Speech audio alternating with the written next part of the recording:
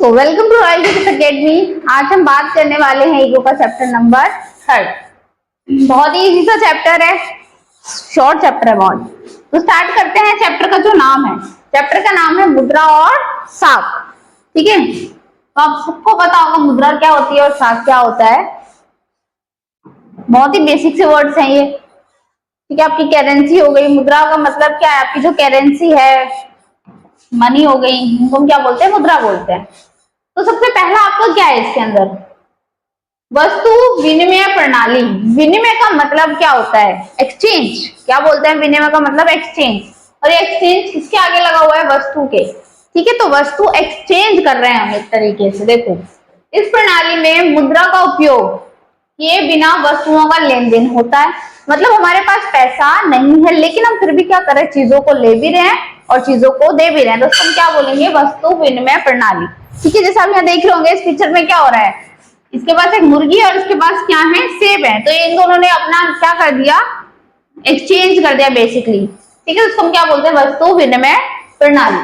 जैसे for example मान लो ये क्या है? किसी के पास गेहूं है, लेकिन किसी को टमाटर चाहिए, और जिसके पास टमाटर है उसको गेहूं चाहिए। तो ये दोनों ही क्या करेंगे? आपस में एक्सचेंज कर लेंगे। तो हम बोलते हैं वस्तु विनिमय प्रणाली।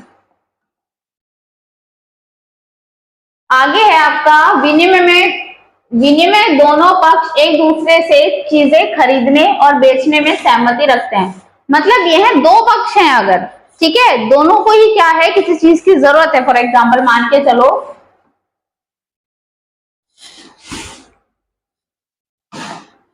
जैसे मान लेते हैं एक ये है आपका और एक है ये।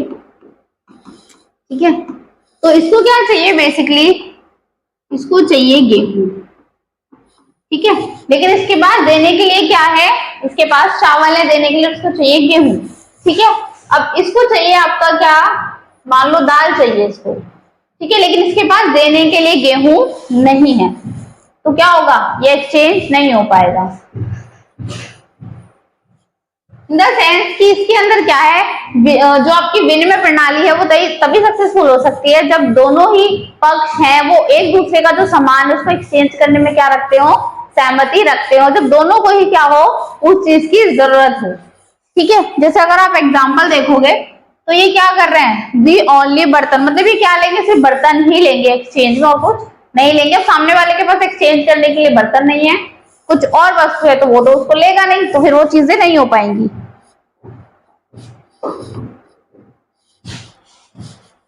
फिर है आपका ब्याज दर, समर्थक, ऋणदार। ये सारे कुछ मेन टॉपिक्स हैं इसके अंदर, ठीक है, जो हम डिस्कस करते हैं।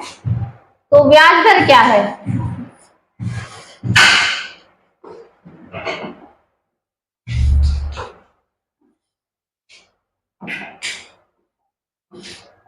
तो सबसे पहले ऋण की शर्तें। ठीक है, अगर हमें क्या करना होता है? अगर हमें मान के चलो ऋण लेना होता है, ऋण का मतलब है उधार लेना है आपको, तो उसकी कुछ शर्तें होती हैं। तो सबसे पहला है ब्याज दर, जिसको हम इंटरेस्ट बोलते हैं। ठीक है, तो किसी ऋण या बचत साधन से जुड़ी लागत या रिटर्न को दर्शाने वाला प्रतिशत होता है, जिसको हम क्या बोलते हैं? ब्याज दर बोलते हैं, परसेंटेज में। ठीक, फिर आपका समर्थक ऋणदार, वह संपत्ति होती है जिसका इस्तेमाल कर्जदाता उधारदाता को गारंटी देने के लिए करता है। मतलब मान के सिंपल सी बात है कि मेरे को क्या चाहिए? उधार में पैसा चाहिए, तो मैं वो चीजें गिरवी रखूंगी। सिंपल सी बात है। तो ये क्या हो जाएगा? आपका समर्थक हो जाएगा, समर्थक ऋणदार। नेक्स्ट है आपका जब तक कि कर्ज का भुगतान ना हो जाए। अगर हमने कोई चीज क्या करी हुई है एक तरीके से सामने वाले के पास रखी हुई है उधार में, तो उस चीज का मालिक वो होगा जब तक हम उसको पैसा वापस नहीं दे देंगे। जैसे साहूकार वगैरह होते हैं ना, वो क्या करते हैं? पैसा एक ही शर्त पे देते हैं, या तो आप अपनी जमीन के कागज रखो या कोई ऐसी एक्सपेंसिव चीज हो, गोल्ड हो। तो जब तक वो लोग क्या करते हैं? उसका यूज करते हैं। फिर है आवश्यक कागजात, मतलब आपको डॉक्यूमेंट्स भी चाहिए होते हैं। कोई ऐसे तो आपको नहीं दे देगा। जैसे अगर आप बैंक चले गए बाई चांस मान के चलो, तो वो आपकी शक्ल देख के आपको क्या नहीं देगा? पैसा नहीं देगा, आपको डॉक्यूमेंट्स दिखाने पड़ेंगे। तो आपको अपने लोन आवेदन के लिए, किसकी बात हो गई है? लोन। हम लोन किससे लेते हैं? साहूकार से तो लोन लेते नहीं, उससे हम कर्ज लेते हैं। ठीक है, लोन लेते हैं आप बैंक से, तो वहां आपको क्या देने पड़ेंगे? डॉक्यूमेंट देने पड़ते हैं अपने। बहुत सारी फॉर्मेलिटीज होती है, वो सब देनी पड़ती है। जैसे पासपोर्ट हो गया, राशन कार्ड हो गया आपका, बहुत सारा हो गया, बिजली का बिल हो गया, भैया आप परमानेंट वहां रह रहे हो नहीं रह रहे हो, उस एड्रेस पे लोन निकलेगा, बहुत सारी चीजें होती हैं। फिर आपका भुगतान के कई तरीके, अब आप भुगतान करोगे कैसे, बहुत सारे टाइप्स हैं इसके। देखो नगद है, डेबिट कार्ड है, क्रेडिट कार्ड है। एट प्रेजेंट टाइम इसको हम बोलते हैं डिजिटल मनी, ठीक है। जो क्या है, क्रेडिट कार्ड, डेबिट कार्ड को हम क्या बोलते हैं, डिजिटल मनी। तो देखो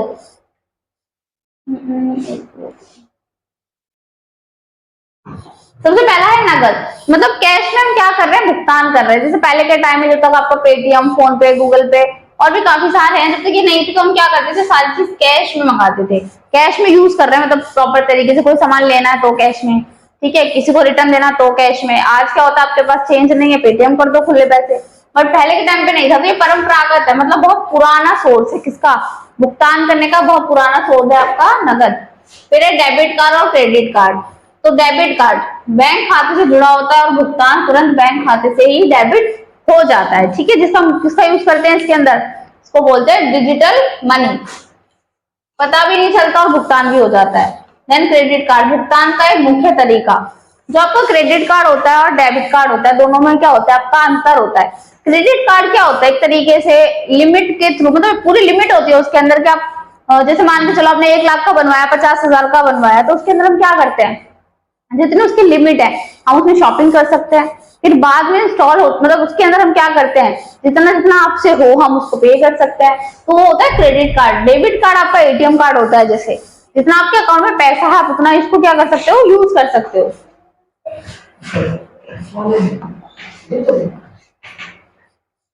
फिर नेक्स्ट है आपका दैनिक जीवन में मुद्रा विनिमय का माध्यम। अगर हम आज की बात करें तो आज के टाइम में क्या है आपका, ठीक है, तो दैनिक जीवन में मुद्रा विनिमय का माध्यम आज के टाइम में क्या है, विनिमय का माध्यम। तो देखो वर्तमान में मुद्रा हमारे जीवन का एक बहुत बड़ा हिस्सा है। भैया ये चीज तो है ना, बिना मतलब मान के चलो भाई, अगर पैसे नहीं है हमारे पास, या अगर हम कैश की बात करें, जैसे आपके पास फोन नहीं है, आपका फोन चोरी हो जाता है और आपके पास कैश नहीं है, तो हम सर्वाइव नहीं कर पाएंगे।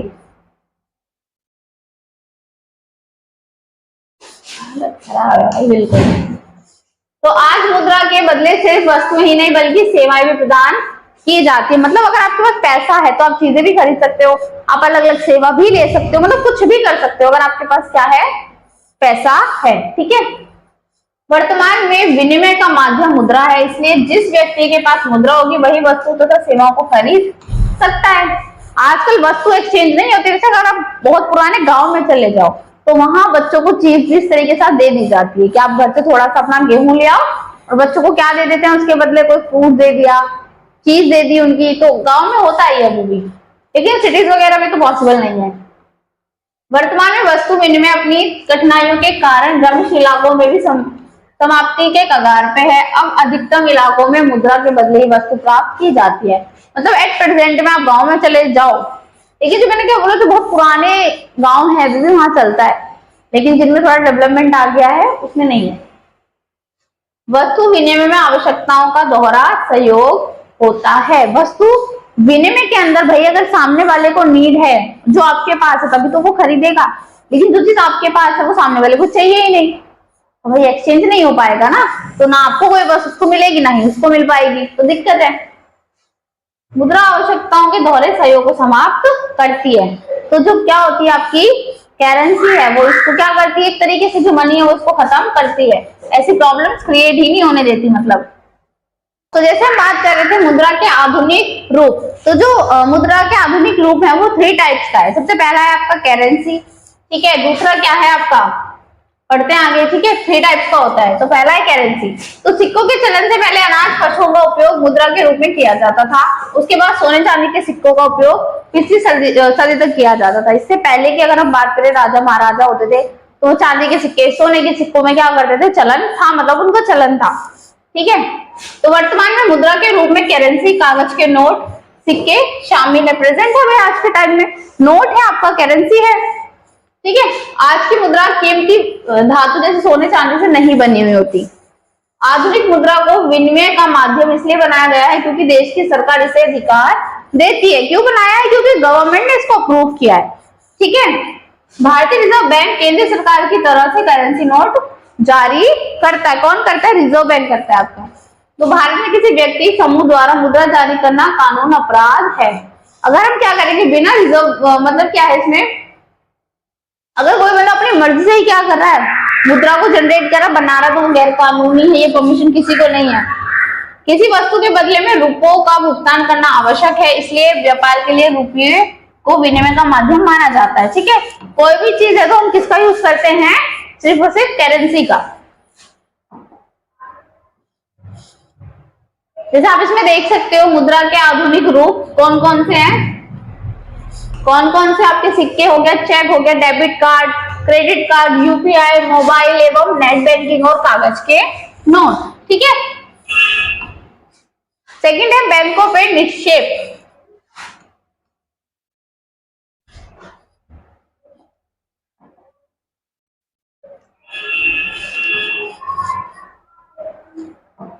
तो पढ़ते हैं इसका क्या है, बैंकों में निक्षेप। तो बहुत से लोग मुद्रा बैंकों में जमा के रूप में रखते हैं। अकाउंट होते हैं ना बैंकों में, सबके होते हैं, एसबीआई, ठीक है, सेंट्रल बैंक हो गया, बैंक ऑफ बड़ौदा हो गया, पंजाबी बैंक और पंजाब नेशनल बैंक, बहुत सारे बैंक होते हैं। तो हम इन सारे बैंकों को जानते कैसे है, तो हमारा अकाउंट होगा उनमें, मतलब ये सर्विसेज देते हैं कि हम उनके अकाउंट बैंक में जाके क्या कर सकते हैं, अपना अकाउंट खुलवा सकते हैं, उसमें पैसे जमा करा सकते हैं।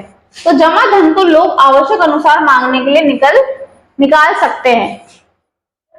जमा धन को मांगा जमा भी किया, मतलब आप उसमें जमा भी कर सकते हो, उसे निकाल भी सकते हो। तो मांग जमा लेन देन की सुविधा को और भी आसान बना देता है। आज जमा धन की वजह से नगद की जगह चेक के द्वारा भी एक निश्चित रकम क्या हो जाती है, आपका भुगतान कर देती है। मतलब पहला आपका करेंसी था, दूसरा है आपका चेक और तीसरा है प्लास्टिक मुद्रा। प्लास्टिक मुद्रा का मतलब वही आपका एटीएम कार्ड हो गया। ठीक है, तो देखो क्या होता है आज के टाइम में, अगर हम बात करें तो जो चेक होता है भाई, जो बहुत बड़े बड़े बिजनेसमैन है या आपके पास कैश नहीं है, जब तक ये यूपीआई वगैरह नहीं चले थे, तो लोग किसका यूज करते थे? करेंसी के बाद चेक का। चेक के काट के दे दिया, वो सीधा जाएगा कहां पर? अपने अकाउंट में, अपने बैंक में उसको डाल देगा और 1 से 2 दिन के बीच में क्या हो जाता है, अमाउंट उसके अकाउंट में आ जाता है। तो इस वजह से क्या हुआ, आपका चेक भी चलन में है। चेक एक कागज होता है जो उस पर लिखे नाम के व्यक्ति को किसी व्यक्ति के खाते से लिखी हुई रकम अदा करने का आदेश देता है, मतलब उसको परमिशन देता है कि हाँ भाई तुम मेरे अकाउंट से इतने पैसे निकाल सकते हो। चेक सुविधा से नगद का उपयोग किए बिना सीधे भुगतान किया जाता है।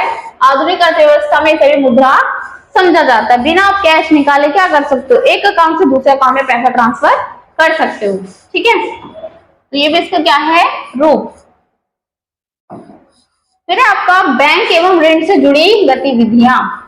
बैंक और किससे? ऋण से, जो हम क्या ले रहे हैं, उधार ले रहे हैं, उससे जुड़ी हुई गतिविधियां बतानी आपको। क्योंकि इसमें ना प्रोसेस दिखा रहा है कि क्या है, आपके पास मान लो 100 रुपए अपने बैंक में डिपॉजिट किए, ठीक है, तो बैंक ने क्या करा, उस पैसे को वो किसी और को उधार दे देते हैं, मतलब कर्ज दे देते हैं, लोन दे देते हैं।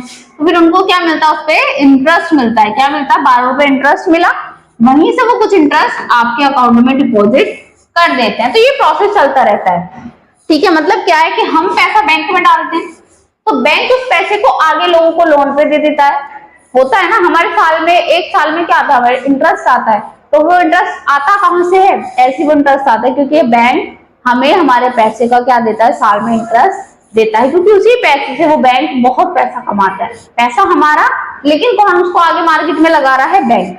ठीक है, तो देखते हैं। तो बैंक जमा का 50% हिस्सा अपने पास नगद के रूप में रखती है, जिसका उपयोग जमाकर्ताओं के द्वारा किया जाता है। बैंक जमा राशि के एक बड़े हिस्से का उपयोग लोगों को अनेक आर्थिक गतिविधियों के ऋण देने के लिए करते हैं। ठीक है, मतलब क्या करते हैं, वो एक तरीके से लोगों को कर्ज देते हैं, लोन देते हैं। जमा किए हुए पैसों से लोगों की ऋण जरूरतों को पूरा किया जाता है। वही जो बड़े बड़े बिजनेसमैन है, ठीक है, तो लोग क्या करते हैं, बैंक से बहुत बड़ा बड़ा लोन लेते हैं, तो जिससे बैंक को क्या होता है, प्रॉफिट होता है बहुत ज्यादा। बैंक जमा करता है, वह कर्जदाता के बीच मध्यस्थता स्थापित करने का कार्य करता है। किसके? बैंक, कर्जदाता और जमाकर्ता। ठीक है, मतलब मान के देखो, पैसा किसका है? पैसा है हमारा। ठीक है, ये कौन है? कर्जदाता। ठीक है, पैसा हमारा ले ये रहा है, लेकिन बीच में कौन है? बैंक है। बीच में कौन है? बैंक। ठीक है, तो बैंक क्या काम करता है, हमारे पैसे को कर्जदाता तक क्या कर रहा है, पहुंचा रहा है। जमा पर जितना ब्याज दिया जाता है उसे अधिक ऋण पर ब्याज लिया जाता है। इतना बैंक हमको नहीं देगा जितना वो उससे लेगा, ठीक है। ऋण मतलब उधार पर लिए गए ब्याज, जमाकर्ता को दिए गए ब्याज के बीच का अंतर बैंकों की आय का मुख्य आधार होता है। और ये बैंक कमाते कहां से हैं, यहीं से तो कमाते हैं। मोटा मोटा पैसा वो लोगों को क्या देते हैं, लोन पे देते हैं, ठीक है। और उसे मान के चलो वो 20% ले रहे हैं। 20% किससे ले रहे हैं, जिन्होंने उसको कर्ज पे दिया। लेकिन ये क्या करेंगे, 5% हमें दे देंगे, 15% का प्रॉफिट खुद रख लेंगे। ये पैसा तो हमारा है ना, सिंपल सी बात है। तो ये उससे क्या करते हैं, बहुत पैसा कमाते, अर्न करते हैं बहुत। फिर आ जाएगा आपका साख की दो स्थितियां। सबसे पहले ऋण की मदद से व्यक्ति उत्पादन के खर्चे, उत्पादन प्रक्रियाओं को समय पर पूरा कर सकता है। मतलब यह है कि मान के चलो क्या होता है, आपके पास आपने उधार लिया, अब आपके पास बहुत ज्यादा कर्ज है, तो हम क्या कर रहे हैं, हमने कोई मोटा उधार लिया, बैंक से लोन लिया, कहीं से भी लिया, तो हमने जो इतनी जगह जगह लोन ले रखे होते हैं उसको क्लियर कर देते हैं। इतना सारा प्रेशर खत्म होकर सिर्फ एक ही प्रेशर आ जाता है, ठीक है। तो ऋण एक तरह से लोगों के बीच में महत्वपूर्ण तथा सकारात्मक भूमिका निभाता है। साख की मांग मुख्य रूप से किसानों द्वारा खेती करने के लिए ली जाती है। साख की मांग क्या है बेसिकली आपकी, साख की मांग होती क्या है, पहले मेरे को ये बताओ।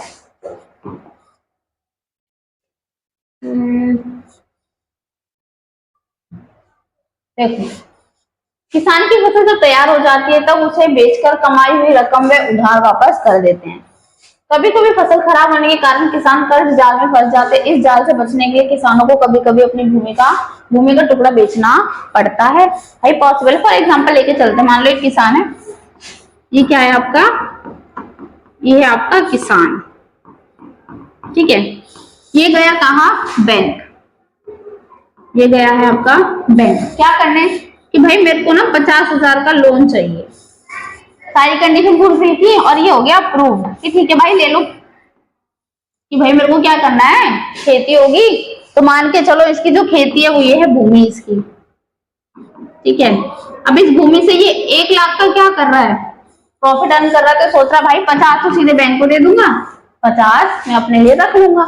लेकिन मान के चलो क्या होता है, भूमि हो गई खराब, तो 1 साल का टाइम था इसके पास, इसने उसको गवा दिया। अब इसको दोबारा चाहिए क्योंकि इसके पास और कोई रिसोर्स है नहीं, तो ये दोबारा क्या करेगा, दोबारा जाएगा बैंक के पास कि मुझे 50 का और दे दो।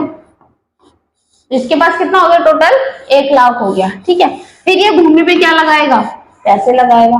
अब जितना भी अर्निंग होगी वो सारी तो यहीं चली जाएगी, सारी तो ये देगा ना भाई, इसको भी तो चाहिए। तो ये सारी चीजें होती है किसके साथ, उस ऐसी सिचुएशन में अगर ये कर्ज पूरा नहीं कर पाते तो किसानों को अपनी भूमि से हाथ धोना पड़ता है,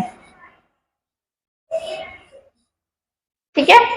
तो ये जो चैप्टर है आपका बहुत ज्यादा इंटरेस्टिंग सा चैप्टर है, आई होप आपको समझ में आ ही रहा होगा। तो 3 4 5 6 है स्लाइड इसकी।